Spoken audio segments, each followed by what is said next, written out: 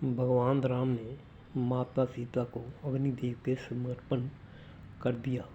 उसके बाद रावण सुंदपुत्र मारीच को लेकर पंचवटी में पहुंचा और मारीच को अपना कार्य करने को कहा।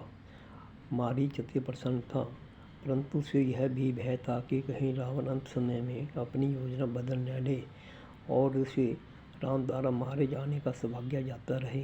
उसने स्वर्ण मृग की देह बनाई और राम, लक्ष्मण तथा सीता के सम्मुख पंचवटी में टहलने लगा। सीता ने उस मृग को श्री राम से अपने बनाने के लिए प्रार्थना की। बोली, प्रिय, वह सुनहरा मृग पकड़कर यहाँ ले आओ, मैं उससे अपना दिन बहलाऊंगी। श्री राम ने उसे समझाते हुए कहा, स्वर्ण मृग नहीं हुआ करता प्रिय, यह छलावा है। मैं जानता हूँ यह मृग नहीं, मारीच है, तारका का पुत्र। तुम कैसे इसके भ्रम जाल में फंस गई? सीता उनकी बात सुनकर वासी हो गई। बोली, मुझे ऐसा कहकर बहलाओ मत स्वामी, यदि ऐसा ही है तब भी उसे पकड़कर मेरे पास ले आओ। मैं उससे पूछूंगी यह कार्य उसने क्यों और किस लिए किया है, और उसे जीवन भर इसी रूम में रहने के लिए बाध्य कर दूंगी। उससे मैं अपना मन बहलाया करूंगी स्वामी। श्री राम उसे पकड़ने के लिए चले, कहीं दूर निकल गया मृग। श्री राम उसके पीछे पीछे। माया रूपी मृग ने श्री राम से मिलती जुलती आवाज़ में लक्ष्मण को पुकारा। सीता उसकी बात सुनकर विचलित हो गई। लक्ष्मण को कहने लगी, तुम्हारा भाई विपत्ति में है, जाकर उसकी रक्षा करो। लक्ष्मण के समझाने पर भी न मानी और उसे कुछ कटु शब्द कहने लगी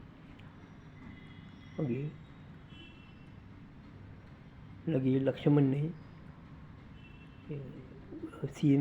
एक मर्यादा रेखा बांधकर सीता को कहा, हे माते, तुम इस रेखा के भीतर रहना, किसी भी दशा में इससे बाहर मत निकलना।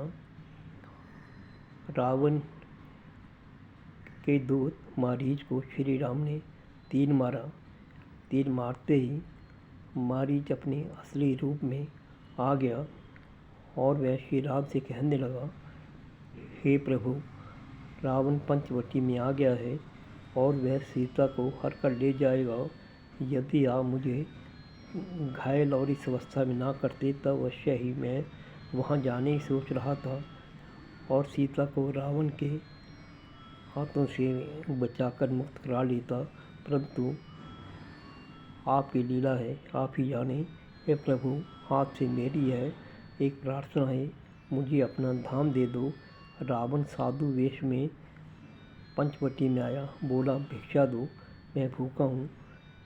सीता ने उसे सामने बिछे हुए आसन बिठाया और फल लेने के लिए कुटी के भीतर गई। रावण ने मर्यादा रेखा को जान लिया और उसके भीतर नहीं गया। सीता ने जब उसे भीतर आने के लिए कहा, वह बोला, हम किसी नारी के बुलाने पर उसकी कुटी में प्रवेश नहीं करते देवी, यदि भिक्षा देनी है तो बाहर आकर दो। माता सीता उस कपटी की बातों में आ गई। रावण ने उसे अपने माया के बलबूते पर हर कर अपने विमान में उठा लिया और महात्मा जटायु को मारता हुआ लंका में प्रवेश कर गया।